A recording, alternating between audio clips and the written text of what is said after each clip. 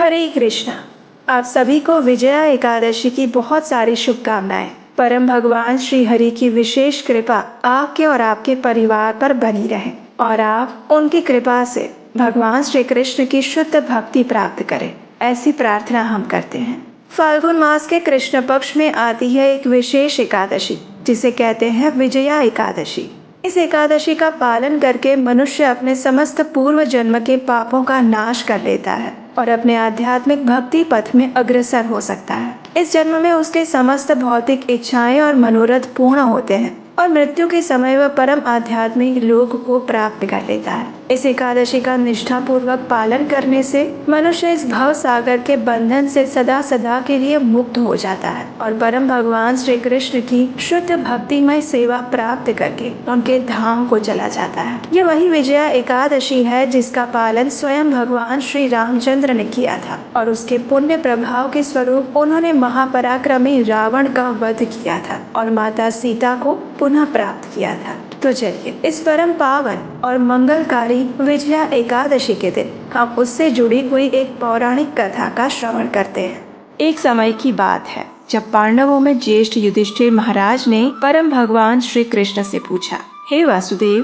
कृपया आप मुझे फाल्गुन मास के कृष्ण पक्ष में आने वाली एकादशी के विषय में बताएं। उसका नाम क्या है और इस एकादशी व्रत का महात्म्य क्या है? कृपया विस्तार पूर्वक मुझे इस विषय में बताएं प्रभु। युधिष्ठिर महाराज की जिज्ञासा सुनकर मदन मोहन श्री कृष्ण ने उत्तर देते हुए कहा, हे राजन, अवश्य ही मैं आपको इस एकादशी के महात्म्य का वर्णन कह सुनाता हूँ। ध्यान पूर्वक सुनिए। फाल्गुन मास के कृष्ण पक्ष में आने वाली इस एकादशी को विजया एकादशी के नाम से जाना जाता है। जो भी व्यक्ति इस एकादशी व्रत का पालन करता है उसे इस भौतिक जीवन में हर प्रकार की सफलता प्राप्त होती है और इस नश्वर देह का त्याग करने के बाद उसे आध्यात्मिक जगत की प्राप्ति होती है। अब मैं आपको इस एकादशी के विषय में एक कथा का वर्णन कह सुनाता हूँ जो कि महान ऋषि नारद मुनि ने ब्रह्मा जी से सुनी थी। तो इस प्रकार भगवान श्री कृष्ण ने युधिष्ठिर महाराज को विजया एकादशी कथा सुनाना प्रारंभ किया। एक बार देवर्षि नारद ने अपने पिता ब्रह्मा जी से पूछा, हे पिताश्री, कृपया आप मुझे बताएं कि विजया एकादशी व्रत का पालन करने से जीवात्मा को क्या लाभ प्राप्त होता है। ये सुनकर ब्रह्मा जी ने उत्तर देते हुए कहा, हे मेरे प्रिय पुत्र, सबसे प्राचीन है ये व्रत और वो अत्यंत पवित्र है। वो हर प्रकार के पापों का नाश करने वाला है। ये एकादशी अपने नाम के अनुसार ही हर प्रकार का विजय प्रदान करने वाली है।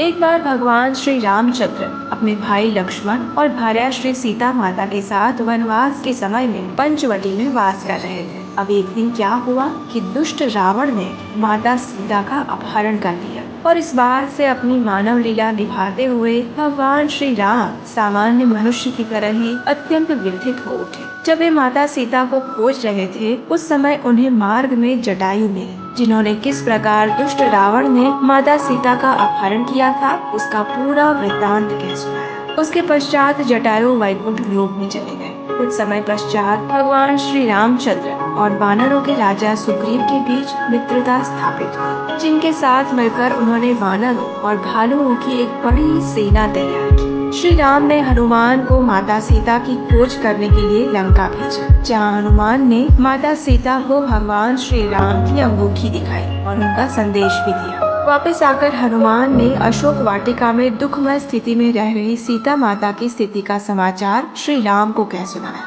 और उसके पश्चात भगवान श्री रामचंद्र बिना विलंब किए शीघ्र ही दक्षिण के समुद्र की ओर निकल पड़े।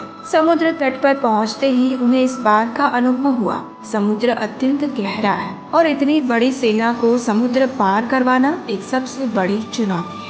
उस समय लक्ष्मण जी ने श्री रामचंद्र जी से कहा, हे प्रभु, आप तो सर्वज्ञ हैं। यहाँ से लगभग 4 मील की दूरी पर बकदालभ्य ऋषि का आश्रम है। हमें उनके पास जाना चाहिए। वे अवश्य ही हमें इस समस्या का कोई समाधान बताएंगे। लक्ष्मण की बात सुनकर श्री राम और लक्ष्मण बकदालभ्य ऋषि के आश्रम में पहुँचे। वहाँ जाकर उन्होंने ऋषि को दंडवत प्रणाम किया और प्रार्थना की। भगवान श्री रामचंद्र और उनके सनातन साथी श्री लक्ष्मण को देखकर महान ऋषि बकदालभ्य समझ गए कि ये कोई सामान्य मनुष्य नहीं अपितु परम भगवान पूर्ण पुरुषोत्तम स्वयं है। उन्होंने श्री राम को संबोधित करते हुए कहा, हे पुरुषोत्तम, आप मेरे जैसे तुच्छ मानव की कुटिया में किस प्रयोजन से पधारे हैं? मैं आपकी किस प्रकार सेवा कर सकता हूँ? प्रभु श्री राम ने उत्तर देते हुए कहा, हे ऋषि श्रेष्ठ, मैं यहाँ इस विशाल समुद्र के उस पार स्थित लंका नगरी पर आक्रमण करने और मेरी पत्नी सीता का अपहरण करने वाले दुष्ट रावण का संहार करने के लिए आया।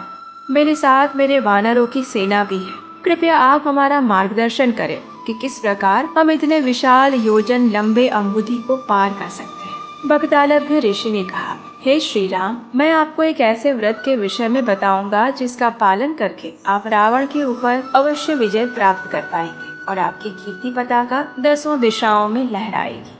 फाल्गुन मास के कृष्ण पक्ष में आने वाली विजया एकादशी का श्रद्धा पूर्वक व्रत पालन करने से आपकी विजय निश्चित है। अब मैं आपको इस व्रत की विधि सुनाता हूँ। दशमी के दिन सोने, चांदी, तांबे अथवा मिट्टी का एक कलश स्थापित करके उस कलश को जल से भरकर आम के पत्तों से उसे सजाएं। उसके ऊपर भगवान नारायण के सुवर्ण विग्रह की स्थापना करें। सप्त धान्य का आसन बनाकर उस पर इस कलश को स्थापित करें और अगले दिन विजया एकादशी पर प्रातः ब्रह्म मुहूर्त में स्नान इत्यादि से स्वच्छ होकर इस कलश की पुनः स्थापना करें। फूलों की माला और चंदन के लेप से उसे सुशोभित करें। कलश के ऊपरी हिस्से में अनार, नारियल और जौ रखें। अब पूर्ण भक्ति भाव और प्रेम पूर्वक इस कलश रूपी विग्रह की पूजा करें। उसे धूप, दीप, चंदन, फूल और प्रसाद अर्पित करें। एकादशी के दिन संपूर्ण समय उसके सामने बैठकर हरि कथा का पठन और श्रवण करें। रात्रि में भी उसी स्थान पर जागरण करें। दूसरे दिन प्रातः उस कलश को किसी पवित्र नदी या जलाशय के समीप स्थापित करें और विधि पूर्वक पुनः उसकी पूजा करें। उसके पश्चात सुपात्र ब्राह्मण को इस कलश और उस पर रखे हुए नैवेद्य का दान दें। इसके साथ साथ हम अन्य अनेक प्रकार के दान भी दे सकते हैं। इस प्रकार विधि पूर्वक विजया एकादशी व्रत का पालन करने से आपकी विजय अवश्य होगी। अपनी इस कथा को आगे बढ़ाते हुए ब्रह्मा जी ने नारद मुनि से कहा, हे नारद, बगदालभ्य ऋषि के द्वारा दिए गए निर्देश अनुसार श्री रामचंद्र जी ने इस विजया एकादशी व्रत का पालन किया और लंका पर विजय प्राप्त करके रावण का संहार किया। इसी प्रकार जो भी व्यक्ति इस विजया एकादशी व्रत का पालन करेगा उसे इस भौतिक जीवन में विजय और सफलता प्राप्त होगी और जीवन के अंत में उसे आध्यात्मिक गंतव्य भी प्राप्त होगा। ब्रह्मा जी और नारद मुनि के संवाद का समापन करते हुए भगवान श्री कृष्ण ने युधिष्ठिर महाराज से कहा, हे राजन, जो भी व्यक्ति इस विजया एकादशी कथा का पठन और श्रवण भी करता है उसे वाजपेयी यज्ञ का फल प्राप्त होता है। इसलिए मनुष्य को इस विजया एकादशी व्रत का अवश्य पालन करना चाहिए। पुराणों के पन्नों से अभी अभी आपने सुनी इस विजया एकादशी की पौराणिक कथा। हम जानते हैं कि हमारे द्वारा सुनाई जा रही एकादशी कथा को सुनना आपको अच्छा लगता है और इसके लिए आप प्रत्येक एकादशी पर आपके अपने इस चैनल पर अवश्य आते हैं और हम ये भी जानते हैं कि आप हमारे द्वारा बताए गए एकादशी के दिशा निर्देशों का भी यथारूप पालन करने का प्रयास करते हैं। लेकिन शायद आपको ये बात नहीं पता होगी कि प्रत्येक एकादशी पर आप हमारे द्वारा जो इस कथा का श्रवण कर रहे हैं उसके कारण आपको कुछ विशेष लाभ अवश्य प्राप्त हो रहे हैं। हो सकता है आपको अभी दिखाई ना दे रहे हो। अब आप सोच रहे होंगे कि ऐसा क्या विशेष है हमारी कथा में। तो विशेष ये है कि हम जो कथा आपको सुनाते हैं और जो दिशा निर्देशों के बारे में बताते हैं वे सीधे हमारे शास्त्रों से यथा रूप में लेकर आते हैं और उसके लिए आपने देखा होगा